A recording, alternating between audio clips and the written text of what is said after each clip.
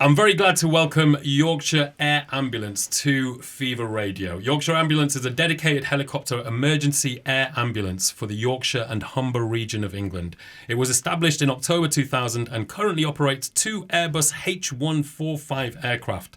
It is an independent charity that relies solely on the donations of individuals and organisations. And in the studio to talk to us about it today is Angela Vyas and Helen Berryman, both regional fundraisers for the Yorkshire Air Ambulance. Welcome to the studio, guys. Hello. Hello. Yeah, and thank you so much for taking the time to give us an interview here for our listeners. Now, I guess we'd like to start with a little bit of the story or the history, rather, behind Yorkshire Air Ambulance. I mean, just the words, obviously, Yorkshire, it's in Yorkshire, Air Ambulance. So we're imagining, an ambulance that moves around by helicopter.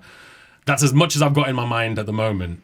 Can you give us a little bit of the history behind Yorkshire Air Ambulance? Yeah, so the charity started in the year 2000 in response really to the medical care needs across Yorkshire and the rapid response that was needed for those ever-evolving incidents that were happening. We started basically out of Leeds Bradford Airport using a rented Balco helicopter, but being the highest airport in the country, it served its purpose, but it wasn't ideal, and we quickly moved on to a couple of other air bases as well. So fast forward in a few years, we're celebrating our 24th birthday this year. I was going to say, being you said the highest airport in the country. Yes. So, I mean, there's winds, isn't there? There's a lot of winds in That mustn't be the best place to take off and land, I imagine. So. Yeah, obviously it was a nice central location for Yorkshire at the time. But yeah, one of the implications of that, I suppose, was the weather that impacted. So yeah, we're now based out of RAF Topcliffe in North Yorkshire near Thirsk, and then also our flagship airbase at the Nostell Priory Airbase in Wakefield. And because of the location of both airbases, we can reach 90% of Yorkshire's population within 20 minutes, and the average flight time to each mission is just 12 minutes, so a lot of the time we are first on scene as well, which is critical for really the incidents that we're attending. At the moment, we're flying between 4 and 5 times a day on average, going to those most severe life-threatening cases. So it's really important that we are able to dispatch our aircraft as quickly as possible. We're really lucky at the moment. We own both our helicopters, so obviously we're full charity-led, 100% charity. So the Great Yorkshire public own our helicopters. So thank you so much for your support with that. On board our helicopters, we employ our own pilots and our new technical crew members, so they help navigate with the pilot and do the daily checks on the aircraft as well. And then the little bit of help that we do get is our doctors and our paramedics are seconded to us through the NHS. So they obviously form part of the crew on the aircraft too. Now, so, Yorkshire Air Ambulance, I live in the city of Leeds. I've not seen a helicopter, or at least I'm not imagining it is the air ambulance that's overhead where I live. Is it that the Yorkshire Ambulance generally serves more people in the country outside of the cities? Would that be true?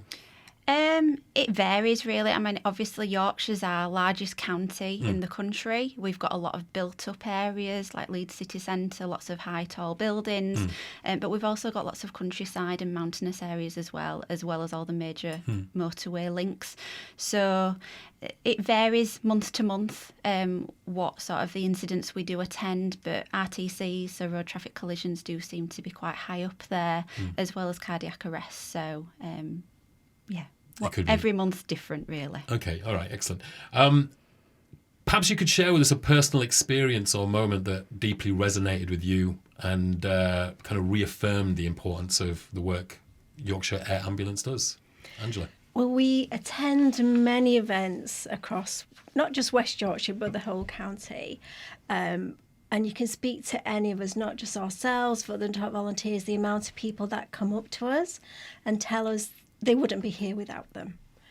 And many of them have gone on to support us and done lots of amazing fundraising.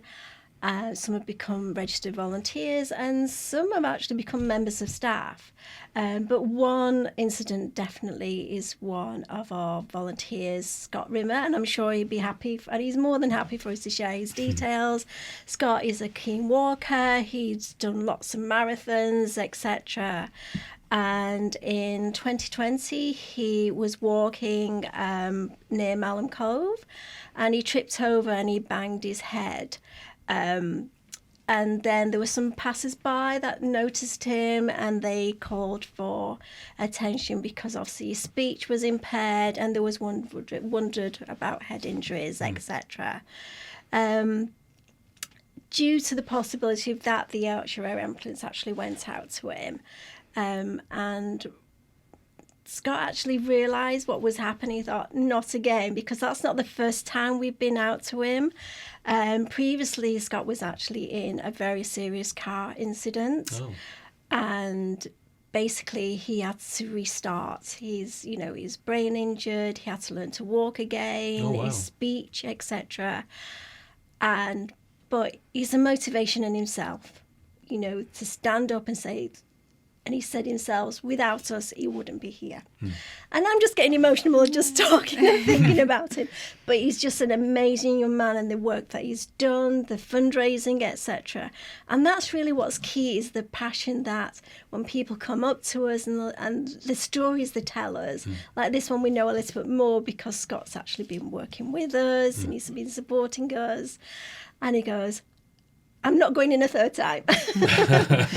But we get them. I think one incident we were at in Wakefield, and I think 18 people came up and told us we'd been out to help them or somebody that they knew. Oh, wow. So we do like 500, 600 just in Wakeshore events per year, and you always get somebody coming up and telling you their story. And that's what makes it worthwhile. Must be very heartwarming for you, those kind of moments. And I can see your eye fill up with water as well when you're talking about that little story there. It's wonderful, isn't it, to be involved in something that can have such a great impact on people's lives, and that people are so thankful for your presence. And so it's really, really, really good, really good. What is one of the most challenging situations Yorkshire Air Ambulance have found themselves serving in recent years? So COVID was a very challenging time for the Air Ambulance, as well as other charities as well. Obviously, as an emergency service, we wanted to continue serving the Yorkshire people and really supporting those 999 calls as and when they happened. Unfortunately, our crew were grounded. So it's the first time in history for the charity that our aircraft was grounded for the first couple of weeks of lockdown, so that the crew could help support the Nightingale hospitals. Now, fortunately, that was just for 2 weeks, and we quickly got them back into service. Did the Nightingale Hospital open over here in the end? Or? No, I don't believe so. Didn't think it did then. No. So we were lucky to get them back in that instance, and we were able to resume the normal level of service. However, obviously COVID brought its own safety measures that we all had to abide by. So we added screens to our aircraft to help support the crew. We also obviously brought in high equipment that they had to use, and clothing, specialist protective clothing. And we also decided that we weren't going to fly patients, so that we continue the service with our crew and help keep them safe throughout the lockdown time. So we still attended the patients and still went out to the incidents, but they were transported by land, I should say, to the hospitals. And why was that exactly? Obviously, at the time, when you're going out to a patient, we're not going to do a COVID test there and then. Right. So we were relying on people to say whether they were positive or not. And, if you don't know, you don't know. Right. So we didn't want to put our crew at risk. Obviously, we have a limited amount of crew at the Air Ambulance. And if one goes down, you're potentially taking that team for that aircraft down. Right. So... yeah, that was sort of a safety measure, really, just to keep our crew safe. I know. I think when the virus first broke out, so many frontline workers, bus drivers even, lost their lives, didn't they? Just being public facing. So a really challenging situation for us all, and no doubt a very challenging situation for the Yorkshire Air Ambulance as well. What motivates you personally to continue dedicating yourself to Yorkshire Air Ambulance's cause day in and day out? Well, being part of an organisation that does what it says, and that's save lives. Regardless of whichever department we're in, we're all looking at that kind of goal, that's what we're here for. Yeah. We're out in the community a lot to helping to raise funds. However, when we think about the crew that are obviously highly trained in trauma, etc., and they're doing the best work that they can with the doctors on board, we're helping to raise those funds so that they can do what they do best. Because personally, I couldn't do what they do. I don't like needles, so I certainly couldn't do that. But they appreciate the work that we do because they know that without us, they wouldn't be able to perform to their best as well. And then it's the opportunities to go out and do talks, raising awareness. It's educating people as well about the work that we have. People don't realise we're a charity, how much we need to raise. Obviously, there's ups and downs with people saying this comments and that comments, but again, like we mentioned before, it's something to be proud of. You know, it's owned by the people of Yorkshire. I don't live in Yorkshire, so I'm very proud knowing that, you know, the kind of reputation and the response that we get from the general public, that pride is in them because we know that when they come up to us. So that kind of does kind of keep you going and motivates not just us as the team, the staff, but our volunteers, because they're doing it in their own time and they wouldn't do it if they didn't want to, but that passion goes through with all of us. Could you just expand on that a little bit? You know, the Yorkshire Air Ambulance is owned by the people of Yorkshire. I mean, what exactly do you mean by it? We're 100% charity, so yeah, it's full charity led. We're very proud of that fact, aren't we? And it's managed well within the teams.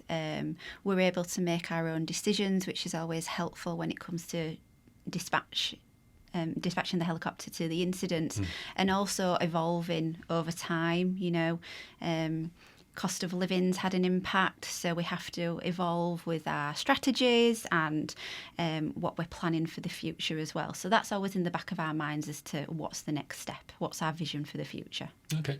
Do you like helicopters?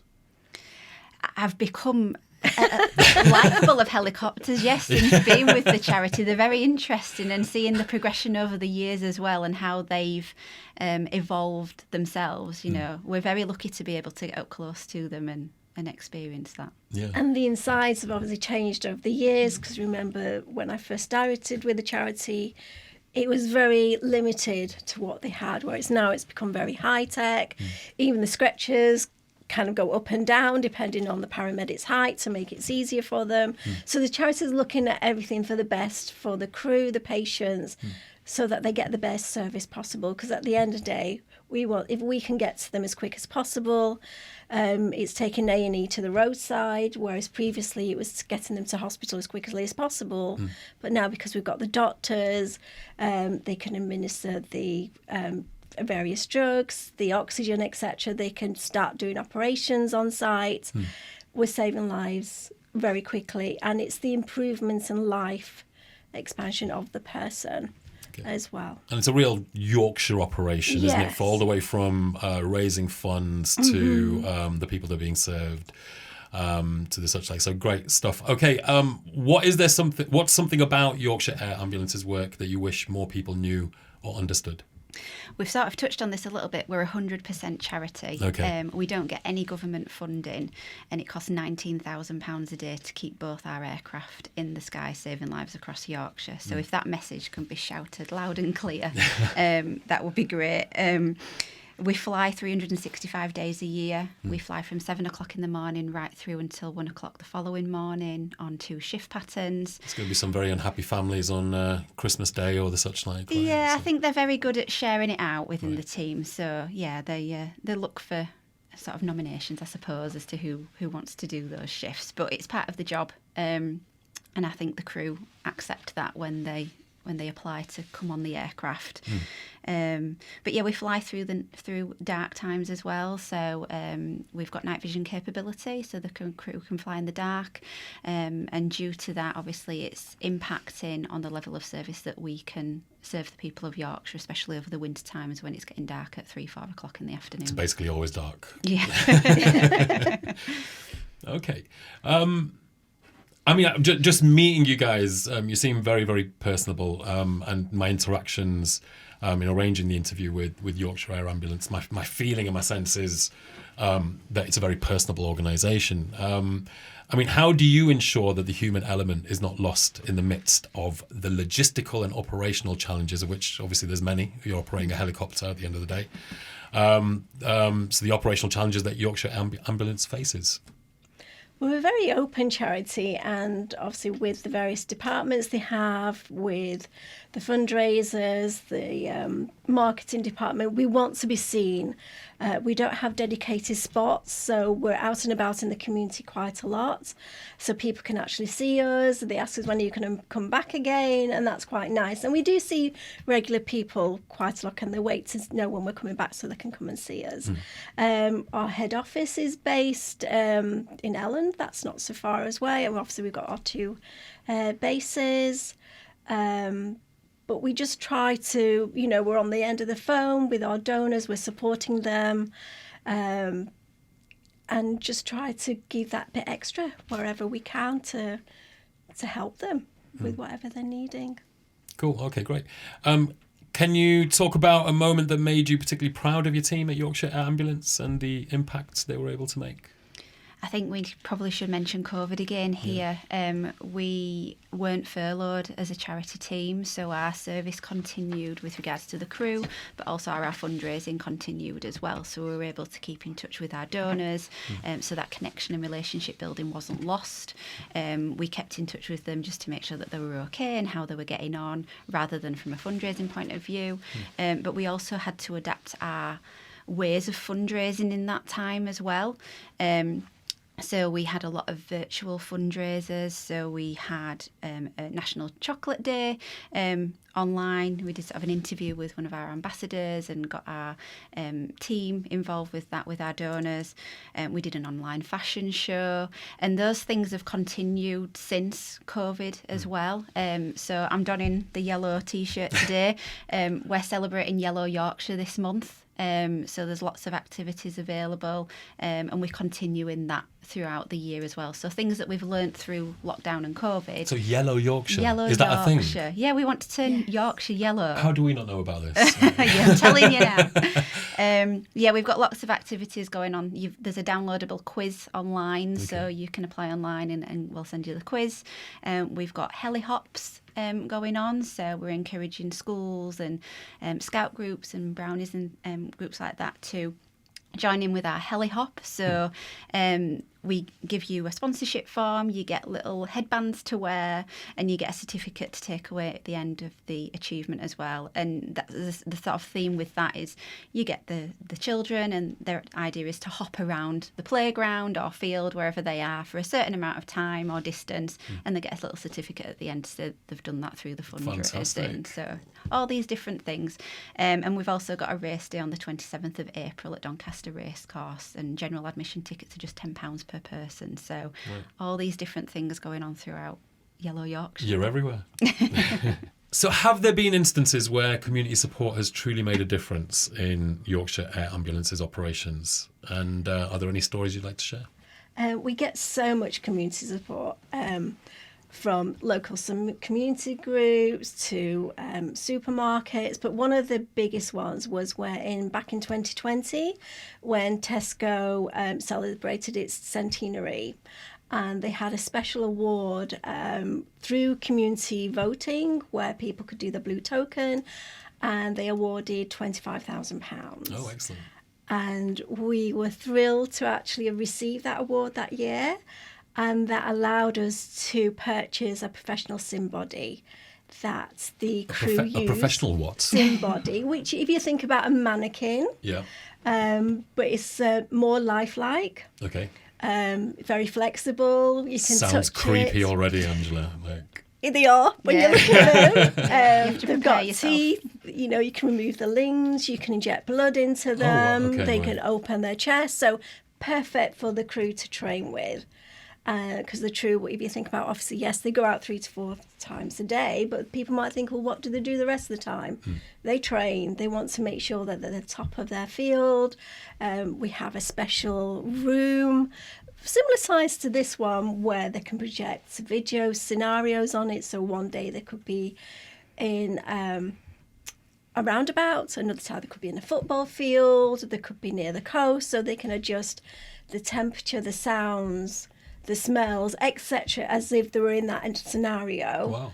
So that they're learning, because when you're just practicing in a room where it's very quiet, that's different to when you're actually out there and then there's distractions of other noises. Sure. So it actually allows a team to work together, the paramedics, the technical crew members, the doctors, and they record that, they monitor it, and then they actually work. So very, very important piece of equipment that the charity's been able to obtain through such in such a kind of pressured situation, yes. it's your training that allows your gut instinct to really come through, isn't it? So important there. Okay, what's one thing you've learned from your experiences with Yorkshire Air Ambulance that has changed your perspective on life or community service?